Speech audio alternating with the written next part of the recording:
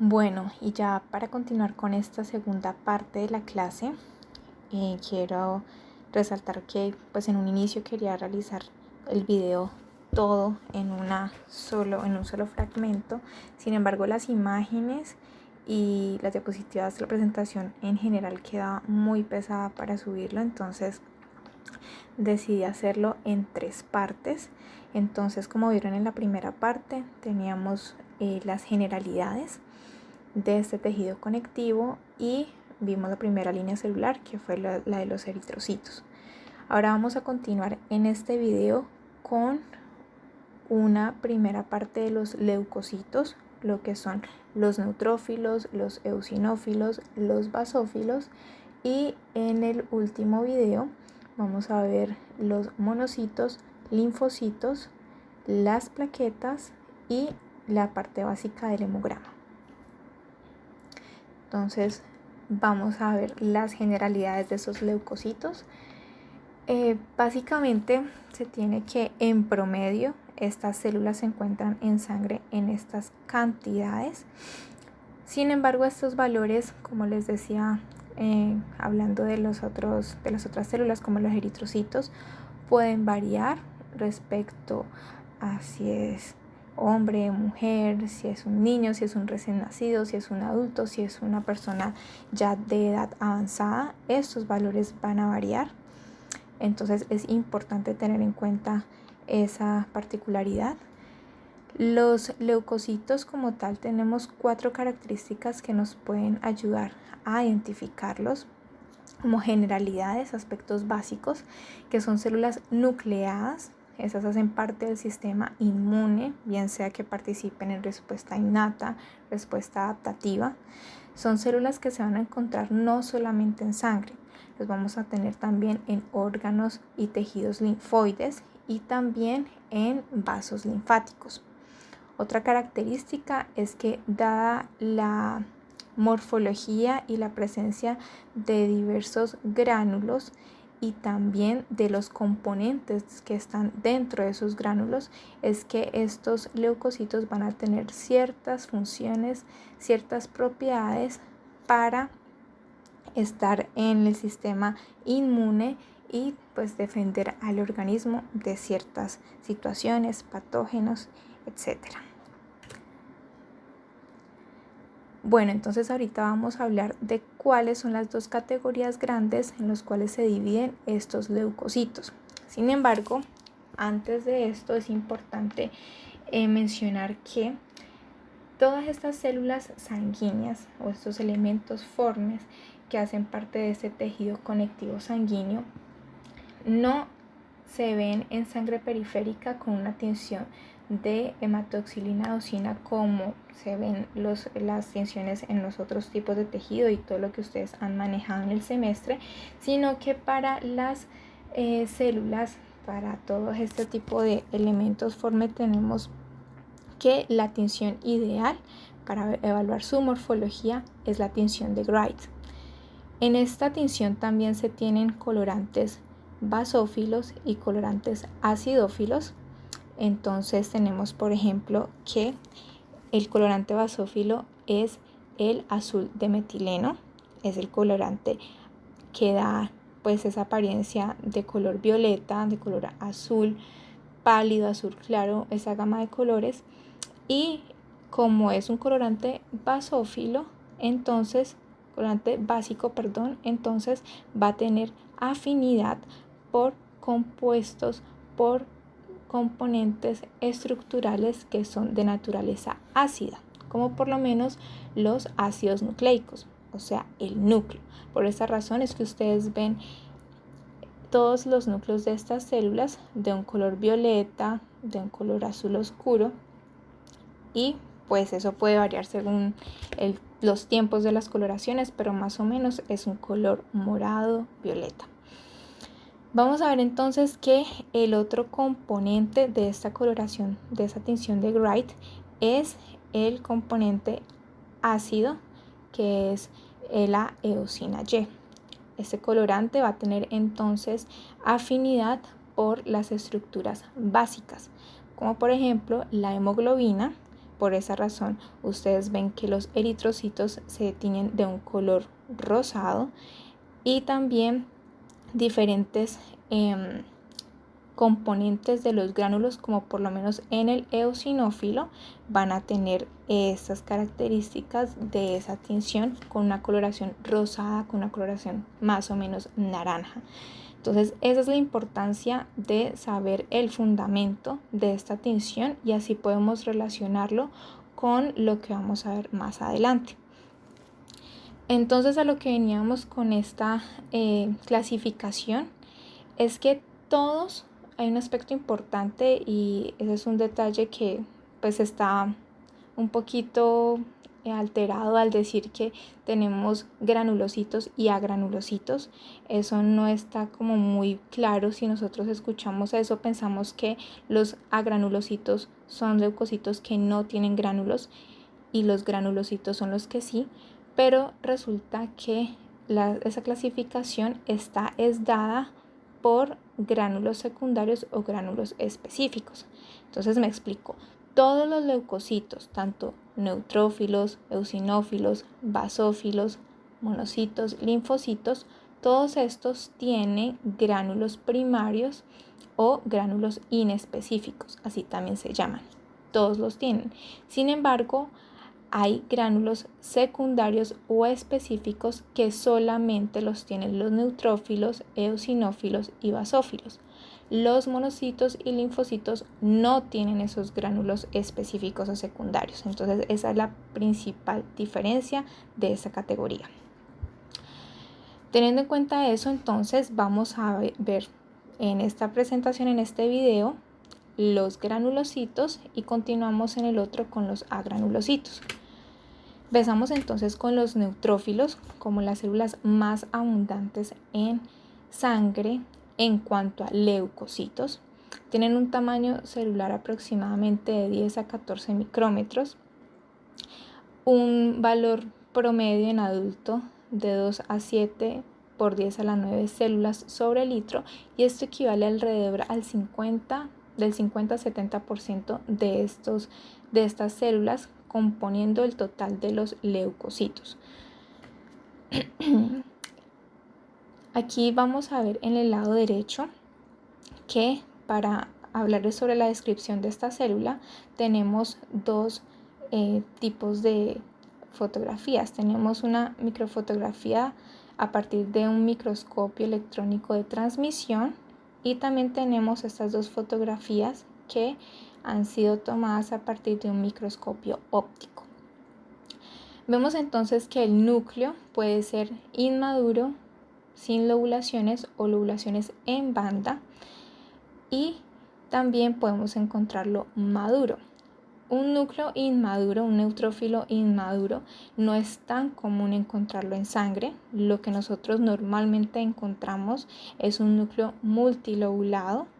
Aquí la L está señalando que tiene en este caso 4 lobulaciones, y esas lobulaciones se refiere a las constricciones que hay en este núcleo. Entonces podemos identificar 1, 2, 3 y 4. Pueden ir de 2 lobulaciones los neutrófilos hasta 5 lobulaciones, que tampoco es tan frecuente. Lo más frecuente es de 3 a 4, pero es importante saber que ellos pueden tener ese número de lobulaciones. Vamos a ver entonces que la cromatina también tiene una distribución particular, y es que la heterocromatina está más orientada hacia la periferia, más en contacto con la envoltura nuclear, y la eucromatina va a estar más orientada hacia el centro de estas lobulaciones. El citoplasma, como ustedes lo pueden ver en las fotografías del microscopio óptico, vamos a ver que es un citoplasma que da la apariencia de estar neutro si lo vemos en comparación con un eosinófilo o un basófilo, y esto se da por la mezcla de tinciones que pueden adquirir, de colorantes que adquieren esos gránulos, y vemos que da una tonalidad muy neutra. No vemos unos gránulos rosados o unos gránulos muy azules o eosinófilos o basófilos. Entonces esa es como una diferencia importante a realizar con los otros dos tipos de granulocitos. En la vida media de estas células dentro de los vasos sanguíneos es alrededor de 8 a 12 horas y cuando ellos pasan a tejidos pueden durar incluso 3 o 4 días. Estos valores también los pueden encontrar que en diferentes libros pues van a variar un poquito, pero es más o menos como tener una relación, un promedio. Los neutrófilos entonces veníamos diciendo que tienen gránulos primarios, gránulos secundarios y adicionalmente tienen gránulos terciarios. Entonces aquí podemos ver en este esquema que los gránulos primarios o azurófilos están representados con este color azul, los secundarios color naranja y terciarios con color verde. Nos van a representar entonces los diferentes componentes que tiene cada uno de esos gránulos. En general son enzimas encargadas de la acción hidrolítica o de acción de defensa contra bacterias principalmente. Tenemos entre los gránulos secundarios y terciarios diferentes enzimas como las colagenasas, las gelatinasas, que van a ayudar también a hacer esa migración celular a través de los tejidos, van a ayudar como a desintegrar ese tejido conectivo y poder pasar a través del vaso a los tejidos circundantes. Bueno, tenemos también que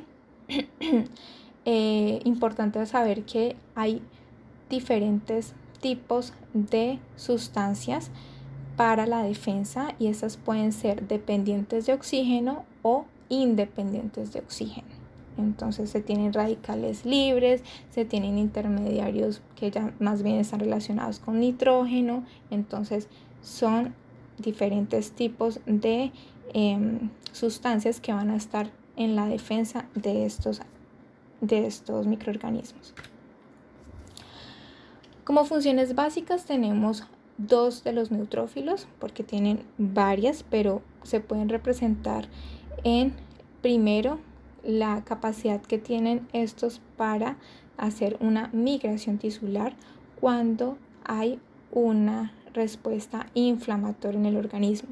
Cuando hay una reacción inflamatoria, entonces se van a liberar diferentes citoquinas que van a dar una señal y estos neutrófilos van a responder a esa señal a través de unas fases como el rodamiento, la captura, adhesión y activación a esa pared del vaso sanguíneo, a esas células endoteliales, y a través de ellas es que va a pasar a los tejidos, en donde va a dirigirse hasta donde está el sitio de inflamación, de lesión, y pues en el caso de la segunda gran función de estas células es que pueden fagocitar diferentes antígenos. En este ejemplo tenemos las bacterias, pero pues ellos pueden responder a diferentes antígenos, inicialmente reconociéndolos y posteriormente elongando su citoplasma en forma de estos pseudópodos para atrapar el antígeno y posteriormente en su interior dar lugar a la degradación de este. Teniendo en cuenta estas funciones principales, como les vengo diciendo, podemos ver que ante diversas situaciones patológicas fisiológicas se puede tener un aumento de los neutrófilos en sangre o una disminución de esos neutrófilos en sangre. Se llama neutrofilia al aumento y neutropenia a la disminución. Causas de neutrofilia tenemos, por ejemplo, cuando hay una mayor producción de estas células, que puede ser de un origen idiopático, una causa desconocida, o bien sea el efecto de diferentes fármacos puede generar que se aumenten estos neutrófilos. También las infecciones de tipo bacteriana principalmente, aunque hay diferentes tipos de infecciones micóticas y virales que podrían también dar lugar a neutrofilia. Si hablamos de mayor liberación de estos neutrófilos, entonces desde la médula ósea también puede estar dado por fármacos o por una infección muy aguda, y también puede verse elevado por diferentes sustancias químicas o trastornos metabólicos. Hablando ya de neutropenia, se refiere a menor producción cuando se tienen enfermedades o trastornos hematológicos. Algunos fármacos también pueden tener este efecto, y también cuando hay aplasias o mielofibrosis, es decir, que de pronto en la médula ósea se esté disminuyendo la capacidad de producir estas células y por lo tanto estén menor en circulación. Puede también presentarse destrucción periférica. Esto puede darse cuando hay anticuerpos dirigidos a estos neutrófilos. Eso generalmente se puede asociar a enfermedades autoinmunes como la artritis reumatoide, como el lupus eritematoso sistémico, o situaciones en las que se pueda tener neutropenia transitoria. Tenemos entonces que una correlación clínica que se puede hacer con el aumento, en este caso una neutrofilia, en una persona puede ser dada por una osteomielitis aguda hematógena. Esa es una enfermedad que se puede dar debido a una complicación de alguna infección bacteriana. En este ejemplo se observa que es por Staphylococcus aureus, un tipo de bacteria que afecta y se encuentra muy asociada a la osteomielitis. Entonces, esa bacteria está causando una infección en X parte del organismo. Pudo haber viajado a través de los vasos sanguíneos, llegar a la cavidad medular y generar infección pues en la cavidad de este hueso, también causando necrosis.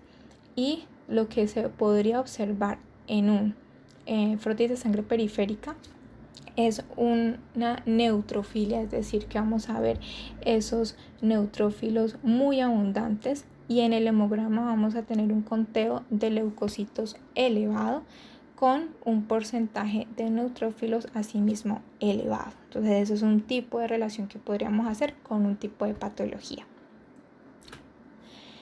Ya pasando entonces a los eosinófilos, tenemos que, bueno, su nombre principalmente está dado por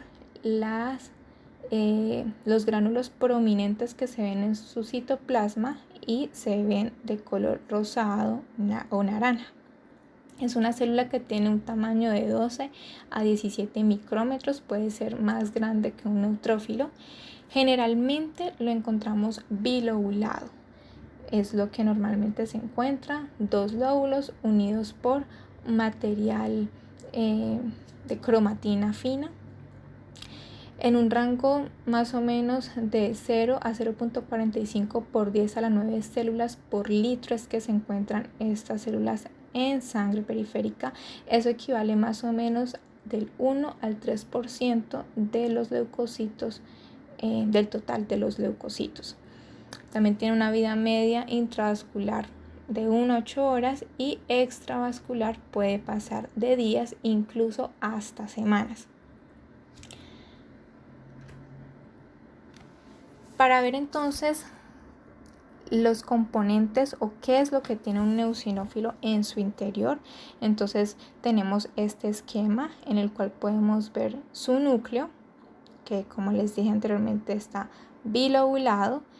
Tiene diferentes organelas como mitocondrias, aparato de Golgi, tiene receptores de adhesión, receptores para el complemento, y también tiene, como lo hemos visto, gránulos primarios, los cuales van a consistir principalmente en hidrolasas ácidas. Esos hacen las veces como de los lisosomas, y vamos a tener los gránulos secundarios. Esos gránulos secundarios van a tener diferentes componentes, y para eso nos devolvemos a esta diapositiva. Vemos que hay en estos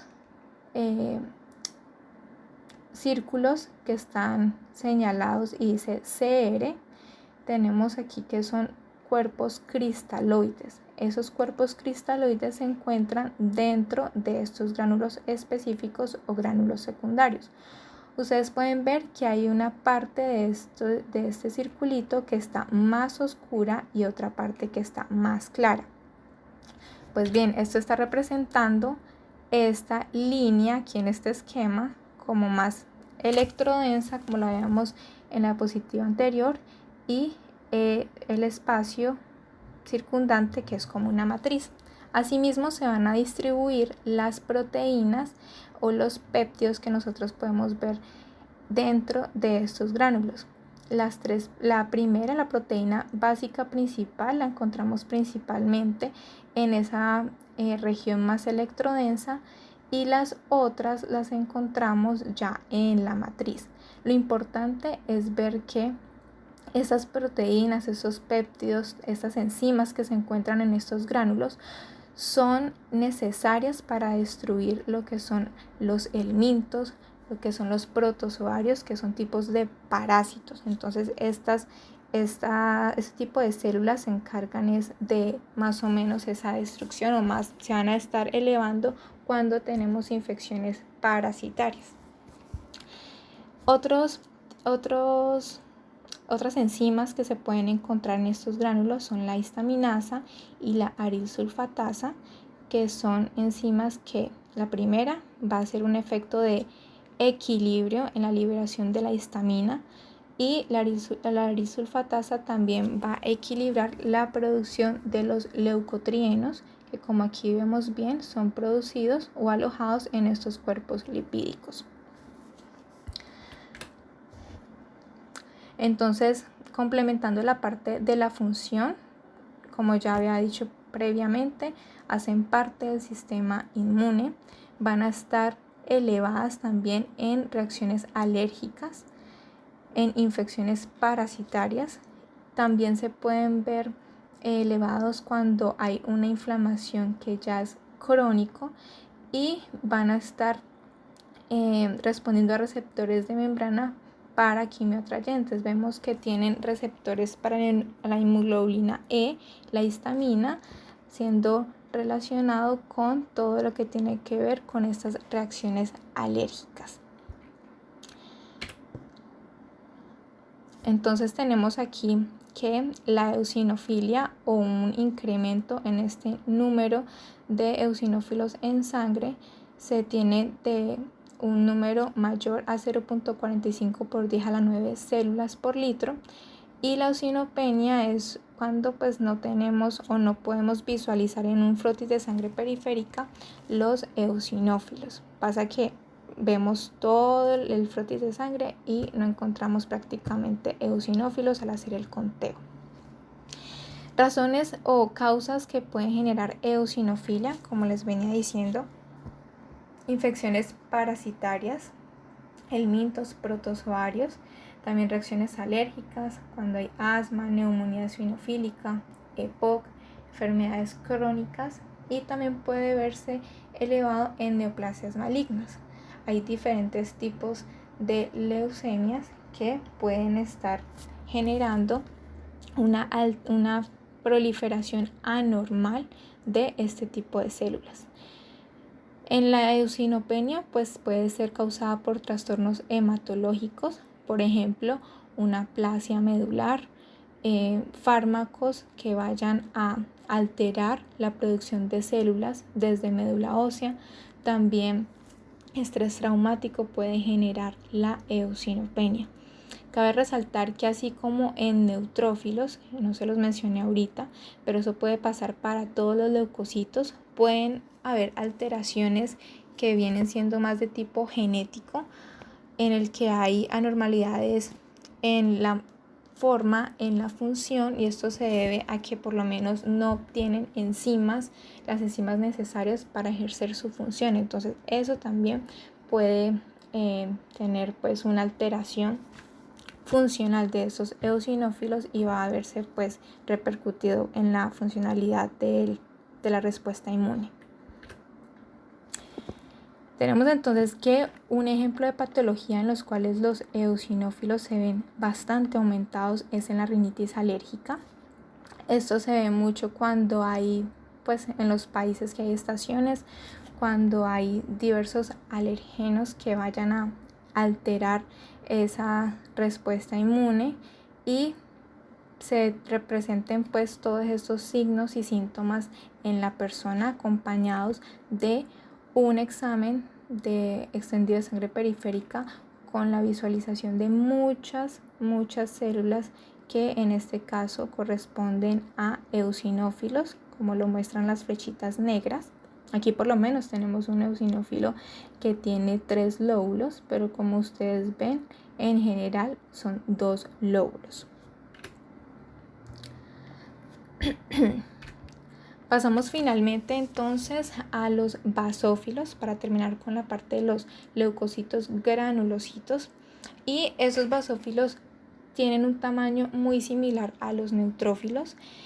Respecto a su núcleo, vemos aquí también en esta fotografía de ese microscopio electrónico que puede tener diferentes lóbulos, diferentes números de lobulaciones, puede ser de 1 a 3, pero ¿qué pasa? Teniendo en cuenta la gran cantidad de gránulos que va a tener en su citoplasma, hay veces que, como se ve aquí en la fotografía de la parte inferior derecha, los mismos gránulos van a tapar o cubrir ese núcleo y cuando estamos viéndolo en sangre periférica no podemos ver muy bien cuántos lóbulos tiene, pero ya con la característica de ver estos gránulos prominentes de este color basófilo es que podemos hacer esa identificación de esta célula.